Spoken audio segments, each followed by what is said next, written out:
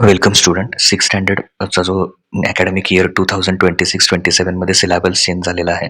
तर त्याचं मॅथमॅटिक्सचं टेक्स्टबुक आलेलं आहे आणि मॅथमॅटिक्सच्या टेक्स्टबुकमधला पहिला चॅप्टर जो आहे तो पूर्ण आपण एक्सप्लेन केला होता मागच्या व्हिडिओमध्ये. तर तो जर व्हिडिओ तुम्हाला बघायचा असेल तर नक्की तुम्ही चॅनलला व्हिजिट करा. तिथे तुम्हाला तो पूर्ण व्हिडिओ बघायला मिळेल. तर मॅथमॅटिक्समध्ये आपल्या सिक्स स्टँडर्डच्या न्यू सिलॅबसनुसार सेकंड चॅप्टर आहे लाईन्स अँड अँगल्स. तर तो लाईन्स आणि अँगल्स हा जो चॅप्टर आहे तर तो पूर्ण चॅप्टर आपण काय करूया या व्हिडिओमध्ये बघूया. Okay.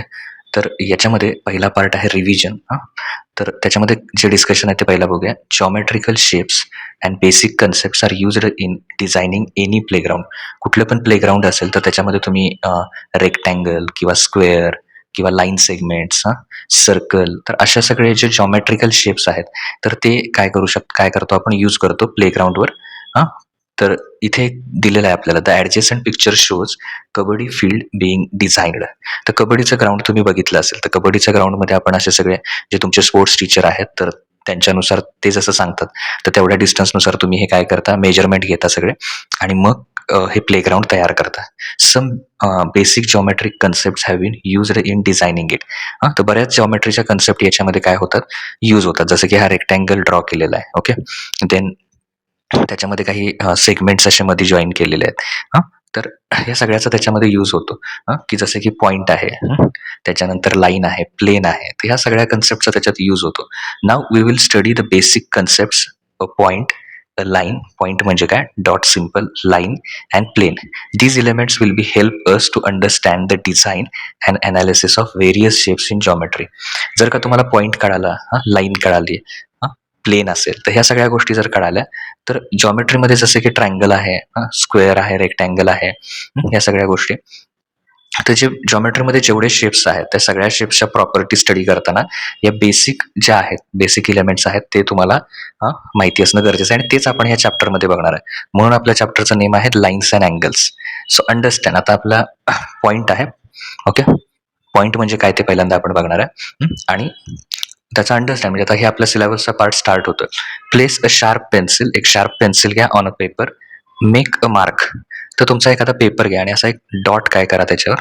Make this mark is a point. समजा मी काय केलं, पेपरवर असा काय केला, डॉट काढला. तर हा जो डॉट आहे त्यालाच काय म्हणायचं, पॉईंट. तर point has a no length. आता पॉईंट आहे तर तुम्ही स्केल घेऊन हे किती सेंटीमीटर आहे पॉईंट असं मोजू शकत नाही. Okay. So it has no length. Width सुद्धा नाही आहे त्याला किंवा थिकनेस सुद्धा नाही आहे. Capital letters in English are used to denote the points. म्हणजे आता समजा हा पॉईंट आहे, इथे दिसतोय डॉट, जरा असं झूम केला तर आणखीन दिसेल, इथे एक डॉट दाखवलाय. ओके. आणि हे पॉईंट दाखवण्यासाठी कॅपिटल लेटर यूज केलाय, capital P, capital Q, capital R. Okay. Do it. Okay. Indicate the following cities in map of indicate the following cities with the points on a neighboring outline map of Maharashtra. तर काय करायचं आहे आपल्याला याच्यामध्ये, तर हे जे महाराष्ट्रामधल्या सिटीज आहेत, पुणे असेल, मुंबई असेल, नाशिक असेल, नागपूर असेल, कोलकाता, सातारा, तर हे आपल्याला काय करायचे आहेत इथं नोट करायचे आहेत. तर आता ते मी इथं केलेले आहेत. तर इथे बघा, मी इथे मुंबई इथे दाखवलेलं आहे महाराष्ट्राच्या मॅपमध्ये. पुणे ऑलरेडी त्यांनी दिला होता वाटतं. सातारा, कोल्हापूर इथे आहे, नाशिक, नागपूर. आता एवढ्या मोठ्या मॅपमध्ये जर तुम्ही बघितलं, ह्या ज्या सगळ्या सिटीज मी दाखवलेल्या आहेत मॅपमध्ये, तर या सगळ्यासाठी मी काय उपयोग केला, तर पॉईंटचा उपयोग केला. म्हणजे मॅपमध्ये ह्या सिटीज दाखवण्यासाठी मला कशाचा यूज झाला, या पॉईंटचा यूज झाला. ओके. तर अशा प्रकारे आपण पॉईंटचा यूज करू शकतो. Now line. The figure below is a line. It is infinite on both side. आता इथे बघा, इथे जे आपल्याला या फिगर दाखवलेल्या आहेत याच्या दोन्हीकडे असे ॲरो आहेत आणि याच्या दोन्हीकडे ॲरो असण्याचं कारण काय, की ह्या दोन्ही साईडला अशा भरपूर असतात मोठ्या, इकडेही भरपूर असतात आणि इकडेही भरपूर असतात. पण पेजमध्ये नेहमी आपण त्याला अनलिमिटेड दाखवण्यासाठी काय करतो, की हा इकडं आणि इकडं दोन्हीकडे अनलिमिटेड आहे, म्हणजे कितीही वाढवता येतो, म्हणून त्याला दोन्हीकडे काय करतो, ॲरो घेतो. टू शो दिस, म्हणजे हे आता मी म्हटलं ते arrow marks are drawn at both ends. दोन्हीकडं इन्फिनिटी आहेत, याच्यासाठी काय वापरले जातात, ॲरो मार्क्स वापरले जातात. Line is one dimensional and there are infinite numbers of point on a line. आता वन डायमेन्शनलच आहे, पेपरवर फक्त आपण अशी इथे लाईन ड्रॉ करतोय. ओके. परत याला इकडे असं वरती किंवा खाली घेऊन जात नाही आपण. ओके. तर ही एकच वन डायमेन्शनल आहे आणि याच लाईनवर असे छोटे छोटे छोटे छोटे, आता मी एवढेच काढलेत, असे इनफायनाईट पॉईंट तुम्ही काय घेऊ शकता, याच्यावर काढू शकता. इनफायनाईट म्हणजे अनंत पॉईंट.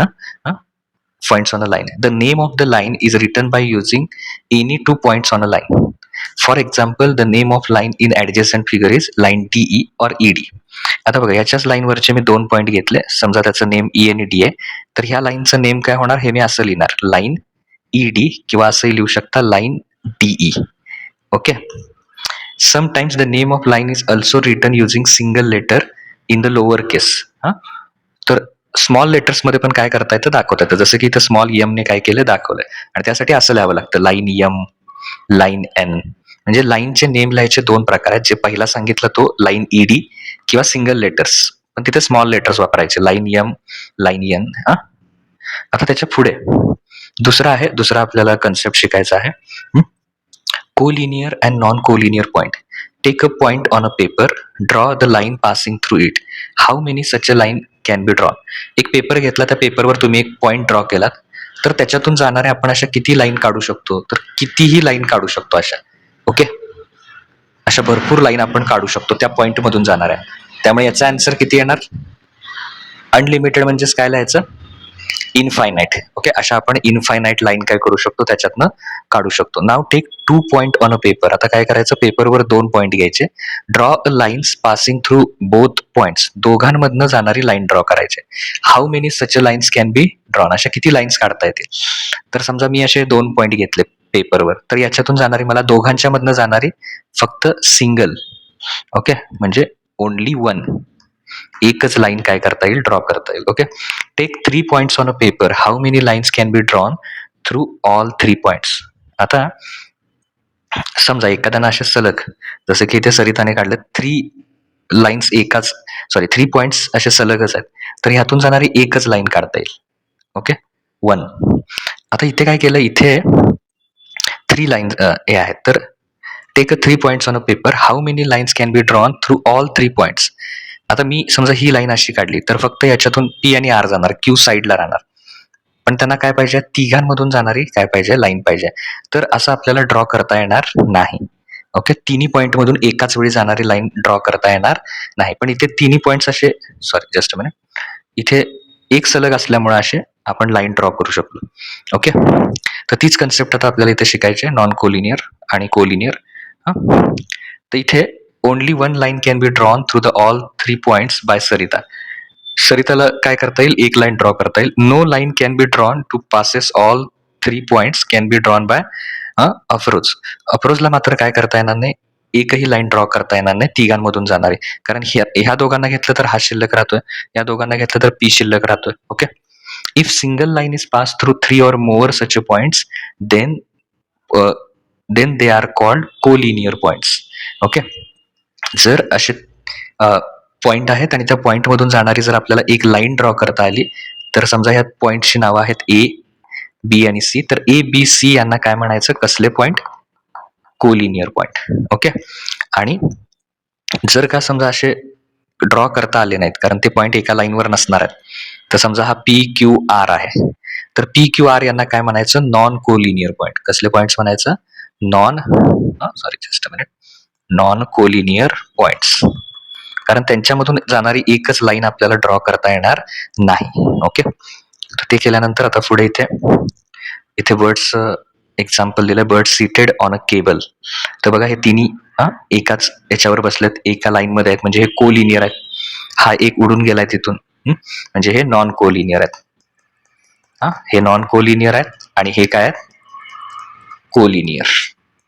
ओके, त्याच्यानंतर पुढची कन्सेप्ट आहे plane. The surfaces of table and board in a picture are flat. समजा तुमच्या घरात एखादा टेबल असेल किंवा स्कूलमध्ये टीचरच्या समोर जो असतो तो टेबल, त्या टेबलवर तुम्ही जर असा हात फिरवला तर तो तुम्हाला असा सपाट दिसणार आहे. ओके, कुठेही असं तुम्हाला कर्व आल्यासारखा दिसणार नाही. ओके, फ्लॅट आहे सरफेस.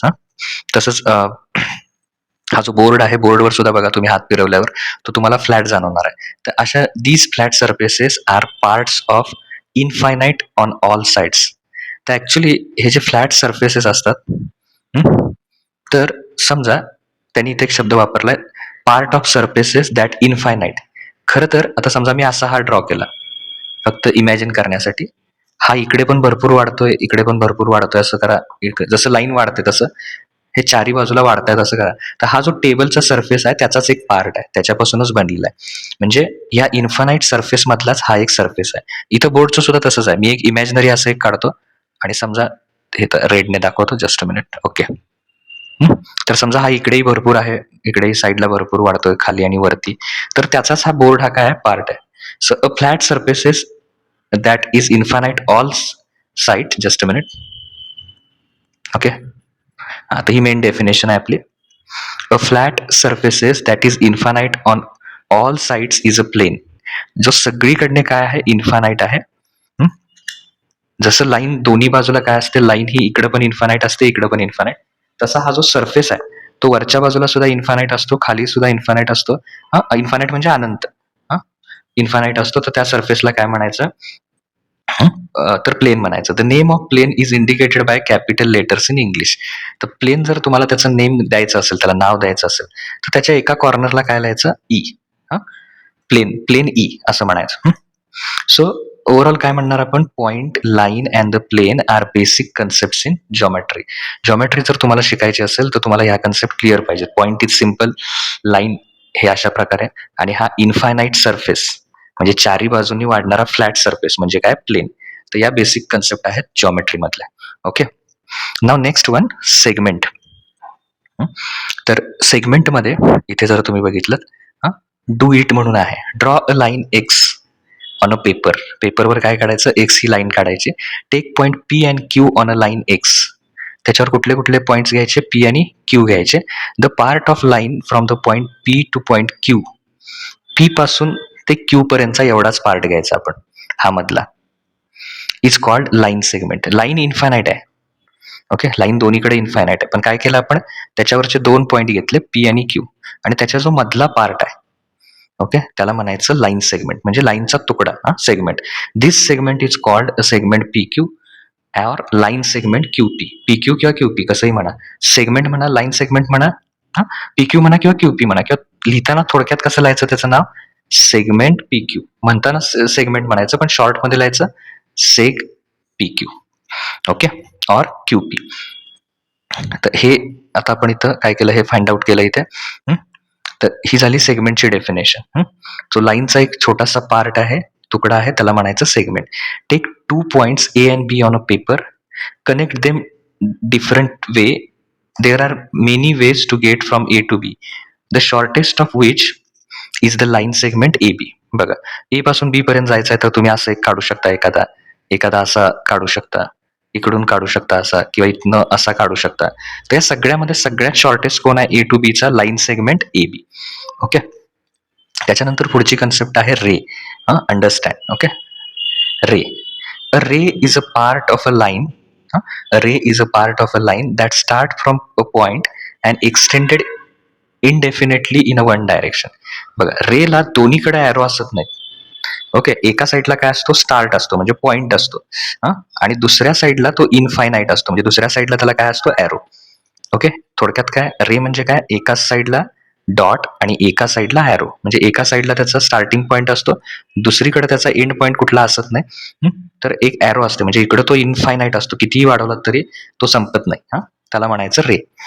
आता इथे the point from which the ray start is called starting point. आता हा रे ए पासून स्टार्ट झालाय, तर ए ला काय म्हणायचं, starting point. Okay, starting point. In adjacent diagram, a point is a starting point of ray AB, and B is a point on the ray other than point A.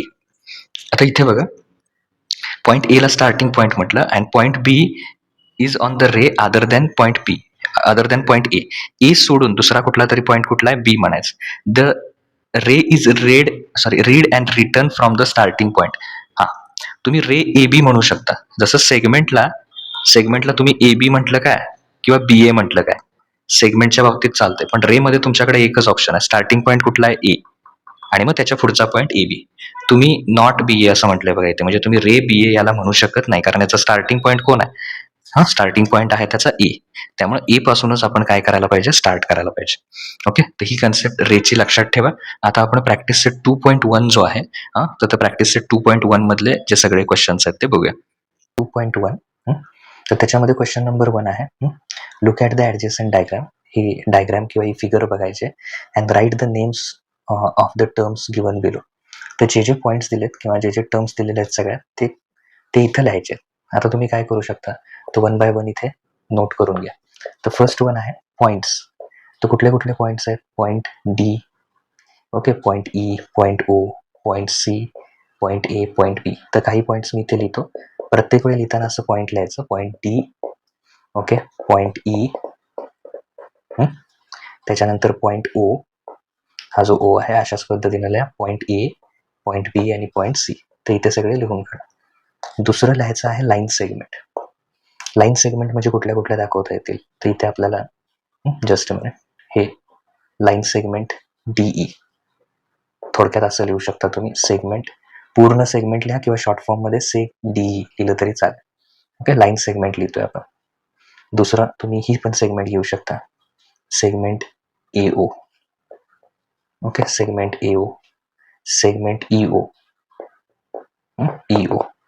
अशाच पद्धतीने आणखीन कुठली घेऊ शकता, सेगमेंट ओसी, सेगमेंट ओबी, किंवा अगदी पूर्ण segment D बी असं जरी लिहिलं तरी चालेल. ओके, तर जेवढे पॉसिबल आहेत तेवढे पुढचे तुम्ही लिहू शकता. ॲटलिस्ट 3/4 तरी लिहित चला. त्याच्यानंतर त्याच्या पुढे आहे रेज. तर रेज करताना काय करायचं, एका बाजूला पॉईंट पाहिजे, म्हणजे एक पॉईंट पाहिजे आणि दुसऱ्या साईडला ॲरो पाहिजे. तर रे कुठले कुठले लिहू शकताय तुम्ही याच्यावर? तिसरा पॉईंट रे, ओके, रे. तर रे मध्ये पहिल्यांदा मी हा घेतोय, रे इथून स्टार्ट करा. ओ ए, हा ॲरो आहे, ओ ए. एका बाजूला पॉईंट, दुसऱ्या बाजूला ॲरो, त्याला म्हणायचं रे. रे ओ ए. त्याच्यानंतर दुसरा आहे रे ओ बी, रे ओ बी. तिसरं लिहू शकता रे ओ सी, आणि आणखीन एक घेऊ शकता रे ओ ई म्हणा किंवा रे ओ डी, रे ओ डी. तर हे सगळे रे लिहू शकतात. त्यानंतर कोलिनियर पॉईंट्स पाहिजेत. कोलिनियर म्हणजे काय, एकाच लाईनवर असणारे पॉईंट्स. तर पहिला हे लिहू शकता. त्याच्यामध्ये फोर्थ वन काय लिहायचं आहे आता आपल्याला, कोलिनियर पॉईंट्स. तर पॉईंट डी, ई, ओ, बी. तर हे चौघांची नावं तुम्ही लिहू शकता. तुम्ही जर बघितलं हे चौघच्या चौघ एकाच लाईनवर. Okay, point D, point E, point O आणि पॉईंट बी. सो एकाच लाईनवर असतील तर त्यांना काय म्हणायचं, कोलिनियर. तर इथे असं लिहा, point D, okay, point D, E, O, separate separate लिहा. पॉईंट डी, पॉईंट ई, त्याच्यानंतर पुढे आहे point O and point B, B are collinear. तसंच दुसरे आणखीन कुठले आहेत तसे, तर पॉईंट ए आणि ओ पण लिहू शकता. हे दोघं एकाच लाईनवर, पॉईंट ए अँड ओ, आणि दुसरा आहे पॉईंट ओ अँड सी. तर हे काय कोलिनियर आहे. लाईन कुठल्या कुठल्या लिहू शकतो आपण, तर याच्यामध्ये एक महत्वाची असं आपण घेऊ शकतो, अशी एकच लाईन आहे याच्यात. लाईन म्हणजे दोन्ही साईडला ॲरो पाहिजे. तर लाईन दोन्ही साईडला ॲरो असणारं कोण आहे, तर ही घेऊ शकता लाईन. त्याचं नाव वेगवेगळ्या प्रकारे लिहू शकता तुम्ही ही लाईन, कारण याच्या इकडे पण ॲरो आहे, इकडे पण ॲरो आहे. मग म्हणताना काय म्हणा, कुठलेही 2 पॉईंट घ्या त्याच्यावरचे. Line D B, okay, line D B, किंवा line DE, line E B असं घेऊ शकता. Okay, no problem. Non collinear points, एकाच लाईनवर नसणारे पॉईंट्स म्हणजे कुठले, तर पॉईंट्स बघा पुढचं, नॉन कोलिनियर. तर नॉन कोलिनियर कुठले, तर हे घेता येतील तुम्हाला, ए, ओ आणि सी. हे एका लाईनवर नाही आहेत. Point point A O C, किंवा असं घेऊ शकता इकडचं, E O C, B O C लिहू शकता. अशी बरीच नावं लिहिता येतील तुम्हाला. त्याच्यानंतर फिगर ड्रॉ करायचे. तर पहिली करायचे लाईन बी टी. तर लाईन कशी काढायची, अशी दोन्हीकडे ॲरो काढायचा, एका ठिकाणी बी पॉईंट घ्यायचा, एका ठिकाणी टी. तर हा झाला पहिला लाईन बी टी. त्यानंतर दुसरा आहे रे डी ई. तर रे म्हणजे एका साईडला पॉईंट आणि एका साईडला ॲरो. तर पहिला त्यातलं लेटर कुठला आहे, डी आहे. तर इथे काय येणार, डी आणि इकडे ई. तर रे काय झाला, डी ई. त्याच्यानंतर लाईन एम पी, म्हणजे अशी लाईन ड्रॉ करायची, याच्यावर एक एम घ्यायचं, इकडे पी, आणि दोन्हीकडे ॲरो. लाईन म्हटलं की ॲरो दोन्हीकडे. त्याच्यानंतर लाईन वाय, अशी एखादी लाईन ड्रॉ करा आणि एका साईडला नाव द्या वाय. पॉईंट एम, तर इथं असं एम, एक डॉट काढायचा आणि पॉईंट एम. ओके, तर हे सगळं ड्रॉ करून घ्या. त्याच्यानंतर पुढचा जो आहे क्वेश्चन तो काय आहे, draw a diagram that illustrate the following. Point P lies on the line A B. तर अशी लाईन ए बी काढायची. ओके, आणि त्या ए बीवर कुठेही असा इथे एखादा पॉईंट पी दाखवायचा, पॉईंट पी. ओके, तर ही डायग्राम तुम्ही काढू शकता. त्याच्यानंतर पुढचा आहे दुसरा, point E and F lie on line M. Sorry, E and F are on line M, but point D is not on line M. तर त्यासाठी काय करायचं, अशी एक लाईन ड्रॉ करायची, M. त्याच्यावरचे कुठले पॉईंट आहेत, E आणि F. तर पॉईंट E आणि F, but point D is not on M. तर M वर नसणारा एखाद्या वरच्या बाजूला किंवा खाली पॉईंट D काढा. लाईनच्या वरती काढा किंवा खाली काढा, हे दुसऱ्यासाठी. त्याच्यानंतर पुढचा आहे इथे ray O P and ray O Q. तर समजा पहिल्यांदा मी असा काढला ओ पी, कुठेतरी या साईडला काय काढा, ओ क्यू. तर ही डायग्राम काढता येते. त्याच्यानंतर पुढचा जो क्वेश्चन आहे तो, त्याच्यामध्ये show the points, line segment, planes from the rangoli in occupying pictures. तर याच्यामध्ये तुम्ही काय करू शकता, पॉईंट ए म्हणू शकता, याला पॉईंट बी म्हणू शकता, याला पॉईंट काय म्हणू शकता, सी. त्याच्यानंतर लाईन सेगमेंट काढताना समजा हा मी काढला असं, तर पी क्यू, तर पॉईंट्स हवं तर लिहू शकता, पॉईंट्स दाखवायचे आणि इकडे नावं लिहायची, पॉईंट्स ए, पॉईंट बी आणि पॉईंट इथे यस लावू नका, फक्त पॉईंटला पॉईंट सी. सेगमेंट कुठला काढलाय आपण, P Q. And planes from the rangoli, तर एखादा असं प्लेन दाखवायचं, and planes from the rangoli in picture. Okay, तर हे प्लेन पण त्याच्यात दाखवू शकता, पॉईंट डॉट हे करून. त्याच्यानंतर पुढचा जो क्वेश्चन आहे, 4 important places are marked with the points on a map of India. Draw as many as line possible. तर बघा, सगळ्यात पहिल्यांदा इथे 4 सिटी आहेत, त्या 4 सिटीला जोडणाऱ्या जेवढ्या पॉसिबल लाईन्स तेवढ्या काढायच्या. टोटल सिटी किती आहेत, 4 आहेत. तर पहिला आपण काय करूया, दिल्लीपासून स्टार्ट करूया. Okay, just a minute. इथे दिल्ली आहे, तर दिल्लीपासून तिन्ही सिटीला जोडणारी लाईन ड्रॉ करूया. Okay, line segment. तर पहिली ही झाली, म्हणजे पी क्यू मुंबईला जोडणारी. त्याच्यानंतर दुसरा पी आर आणि तिसरा पी एस. तर ह्या 3 काढल्या. आता मुंबईपासून जॉईन करताना ऑलरेडी आपण दिल्लीला जोडणारी ही लाईन काढली आहे. आता इथून सुरुवात करायची, म्हणजे मुंबईपासून. तर काय करू शकता, इकडे पहिला कलकत्ताला जोडणारी एक लाईन काढू शकता आणि इकडं चेन्नईला.